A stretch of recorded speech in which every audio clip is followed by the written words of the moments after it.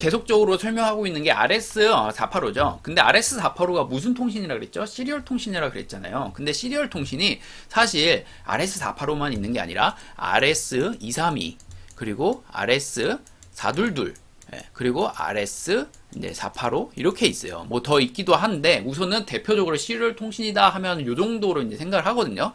근데 요거에 대해서 여러분들이 좀 아셨으면 좋겠는데 제가 자세히 설명하진 않을 거예요. 근데 그냥 이미지적으로 뭐냐? RS232는 어떻게 생각하면 되냐? 꾸지다. 422 아주 좋다. 요 정도로 생각하시고요.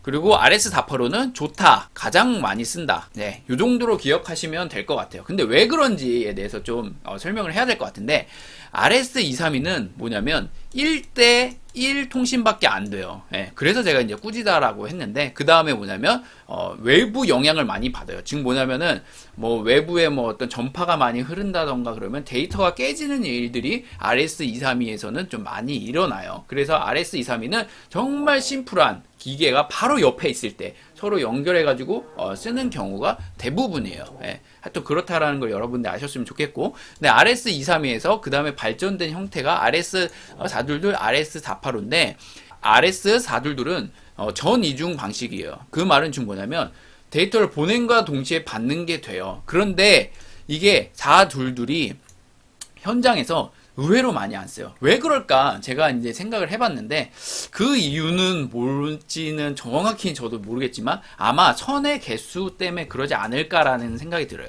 그러니까 RS422는 뭐냐면 선이 4가닥이 반드시 필요해요. 근데 이 4가닥이라는 게 이게 아무것도 아닌 것 같죠. 근데 이게 현장에 보면 선을 굉장히 많이 쓰잖아요. 또 길게 뭐 한 1km 뺀다고 써봐요. 그럼 2가닥 가는 거랑 4가닥 가는 거랑 비용적인 면에서도 많이 차이가 나거든요. 그렇기 때문에 아마 RS422보다 RS485를 많이 쓰는 게 아닌가라는 게 제 개인적인 생각이에요. 이건 제 추측이에요. 확실하진 않아요. 아무튼 아까도 얘기했지만 RS422는 4가닥인데 RS485는 4가닥도 가능하고 2가닥도 가능을 해요. 그런데 현장에 가서 본 결과 가장 많이 쓰는 가닥수가 2가닥이에요. 네, 2가닥으로 가장 많이 써요. 근데 이 RS485는 전이중은 안 되고 반이중만 돼요. 그러니까 뭐냐면 보낸 다음에 잠깐 쉬었다가 받는 거 정도로 이제 RS485를 쓸 수가 있다라는 거를 여러분들이 아셨으면 좋겠어요. 하여튼 여기 RS232, 422, 485가 있는데 뭐다? RS485를 가장 많이 쓴다. 그리고 그냥 무난하게 좋다라는 정도만 기억하시면 될 것 같아요. 그 이상 들어가면 너무 머리가 아프니까요. 제가 처음에 강의를 시작할 때 한 얘기인데 모드버스 프로토콜이 RS485 위에 동작하도록 설계된 것 같다라고 제가 이야기를 했잖아요. 근데 그 왜 그렇게 제가 생각했는지에 대해서 좀 이유를 이야기해 보도록 하겠습니다.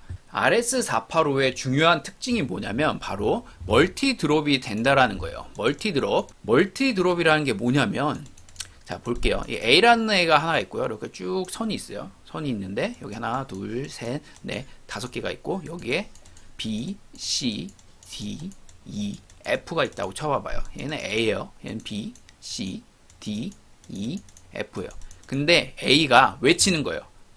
뭐라고? A 하고 외쳤어요. A 하고. 그러면은 이 A가 어디에 들리냐면 이 여기에 연결된 모든 장치에 다 들려요. 지금 뭐냐면 B도 A를 듣고 C도 A를 듣고 D도 A를 듣고 E도 A를 듣고 F도 A를 들어요. 이게 바로 멀티 드롭의 의미예요. 예. 근데 이게 문제점이 있는 거예요. 무슨 문제점이냐면 이 A는 이 E와 통신을 하고 싶은 거예요. 그래서 A가 야 E야 하고 불렀어요. 근데 E만 듣는 게 아니에요. 뭐냐면 B도 듣고 C도 듣고 D도 듣고 F도 들어요. 예. 이게 멀티 드롭에 가지는 문제점인 거예요. 이 문제점을 해결하기 위해서 어떻게 해야 되냐면 RS485를 통해서 통신을 하고 싶으면 반드시 뭐냐면 A가 말할 때 나는 E한테 말하는 거야 라고 얘기를 하고 그 다음에 하고 싶은 말을 해야 되는 거예요. 그래야 B도 듣고 C도 듣고 E도 듣고 E도 듣고 F도 듣지만 얘네들은 무시를 하는 거죠. 왜냐면 E한테 한 얘기구나 라는 거죠. 그러니까 이게 쭉 가가면 동일하게 얘도 듣고 다 듣지만 다 무반응 얘는 반응하는 거예요. 패킷을 까보고 E네 E는 나잖아. 그러니까 나한테 한 말이네. 그럼 뭐라고 한 내용이지? 데이터를 줘. 뭐 온도 데이터를 줘. 라는 식의 데이터가 있으면은 요거를 꺼내가지고 이가 온도 데이터를 달라고? 그럼 내가 갖고 있는 온도계 온도 정보를 보니까 25도네? 라고 하면서 얘는 어떻게 해야 돼? 답을 주는 거예요. 답을 줄 때 근데 어떻게 해야 되냐? 얘도 외칠 때 나는 A한테 하는 말이야 라고 하고 여기다가 온도 정보를 담아서 외치는 거예요. 그러면 어떻게 된다? A만 듣는 게 아니고 뭐다? B, C, D, F 다 듣는다. 예. 근데 패킷을 딱 까봤더니 이거는 A한테 하는 말이네. 그러니까 얘도 무시하고 얘도 무시하고 얘도 무시하고 얘도 무시하고 얘만 패킷을 받아서 처리를 하는 거죠. 이게 기본적으로 RS485 통신을 사용하는 장치들이 가져야 될 기본적인 기능이에요. 자, 제가 방금 얘기한 멀티 드롭에 대한 문제점을 얘기하면서 이 멀티 드롭에는 이런 문제점이 있기 때문에 어떤 식으로 동작을 해야 된다라고 얘기했잖아요. 근데 그거는 사실 여러분들이 코드로 풀어내야 할 응용 소프트웨어 영역이에요. 근데 그 전 영역이 있잖아요. 뭐 선 두 가닥을 쓸고 뭐 전압은 뭘로 가고 뭐 스탑 비트, 비트레인 막 설정하고 이런 거는 뭐냐면 그것도 인베디드 프로그래머라면 실제로 코딩을 하고 구현을 해야겠지만 여러분들이 그럴 일은 잘 없잖아요. 그렇기 때문에 이런 식으로 이제 모듈을 사서 쓰는 경우가 대부분이에요. 이게 뭐냐면 이게 USB죠. 이 USB를 컴퓨터에 꼽는 거예요. 그러면 컴퓨터로 꼽고 여기에는 아까 얘기했던 RS485 선을 이렇게 연결을 하는 거죠. 띵, 띵 이렇게. 그럼 이게 이제 A라는 PC에 연결이 되는 거고 B라는 PC에 연결이 되는 거예요. 그럼 이 장치가 뭘 해주냐면 RS485의 어떤 물리적인 규격이라던가 통신하는 방법, 뭐 전압 이런 거 다 있잖아요. 그거를 여기서 해결을 해주고 그거를 USB로 변환을 해줘서 내 컴퓨터에는 시리얼 포트 RS485를 꼽을 수 있는 곳이 없으니 USB 포트는 있잖아요. 그걸 꼽아서 컨버팅을 해주는 거죠. 이런 식으로 여러분들이 컨버팅을 해서 쓰는 경우가 대부분이에요. 근데 실제 장치 현장에 있는 장치들은 이런 식으로 USB 컨버터를 쓰지는 않고 그냥 RS485가 지원되게끔 어떤 칩을 이제 하나 달아서 선을 연결해 가지고 쓰는 경우가 이제 대부분이죠. 근데 중요한 건 뭐냐면 아까 얘기한 멀티 드롭에 대해서 문제를 해결해야 된다. 이런 문제점이 있다. 여러 가지를 쓰려 그러면 나 누구야 라고 이야기를 해줘야 된다라는 그거는 응용 소프트웨어에서 해결해 줘야 된다라는 그 얘기가 무슨 얘기냐면은 즉 여러분들이 코딩을 해야 된다는 얘기고 약속을 해야 된다는 얘기. 근데 이런 문제점을 고려해서 프로토콜을 만드는 게 있는데 그게 뭐냐면 바로 모드버스 프로토콜이다라는 거를 이야기하고 싶은 거예요. 제가 다음 시간에 모드버스 프로토콜 패킷이 어떻게 구성되어 있나 더 자세히 설명을 할 텐데요.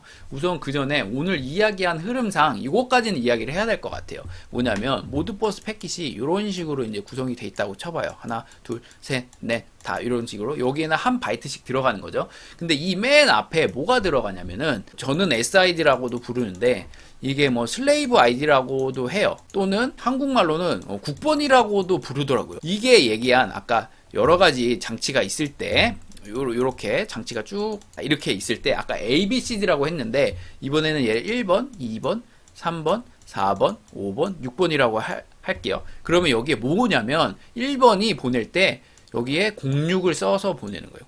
06. 그럼 뭔 말이냐면 1번이 말하는데 다 듣겠죠. 하지만 누구만 들어라? 이 06번만 들어라 라는 식의 이제 패킷인 거예요, 이게. 그래서 제가 앞에서 이야기했던 모드버스라는 게 RS485를 기반으로 만들어진 프로토콜인 것 같다라고 제가 추려하는 이유가 바로 이 이유인 거예요. 오늘 설명이 좀 다소 복잡하고 어려웠을 수 있다고 생각을 해요. 하지만 이게 단순히 모드버스만을 이해하는 게 아니라 어떤 통신이라는 거에 대해서 이해할 때 되게 필요한 요소들이거든요. 그래서 여러분들이 잘 좀 듣고 이해를 했으면 좋겠다는 게 제 욕심인데요. 뭐 아무튼 앞으로도 이런 식으로 좀 나름대로 자세하게 설명을 할 생각입니다. 다음 강의는 뭐 다음 주나 뭐 다다음 주 될 수 있으면 다음 주에 좀 올려서 여러분들이 좀 끊김없이 진행하도록 할 예정이고요. 끝까지 들어주셔서 감사하고요. 이런 강의는 좀 많이 안 보는 게 사실이긴 하지만 그래도 좀 많이 봐주셨으면 고맙겠습니다. 아무튼 끝까지 시청해주셔서 감사합니다. OJ튜브의 오지환이었습니다.